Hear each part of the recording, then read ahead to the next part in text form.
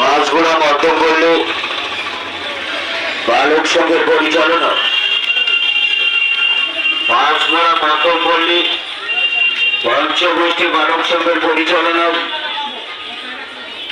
প্রতি বছরে নয় এবছরও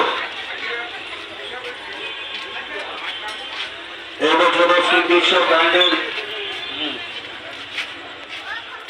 এবং সমস্ত সদস্য বিন্দুদের সহযোগিতা আপনাদের ভালোবাসা আজকে শ্রী শ্রী প্রজাপতি লক্ষ্মী পুজো তাই সমস্ত ভক্তবৃন্দ থেকে জানাই পঞ্চগোষ্ঠী বালক সংঘের পক্ষ থেকে সাদর আমন্ত্রণ। আগামীকাল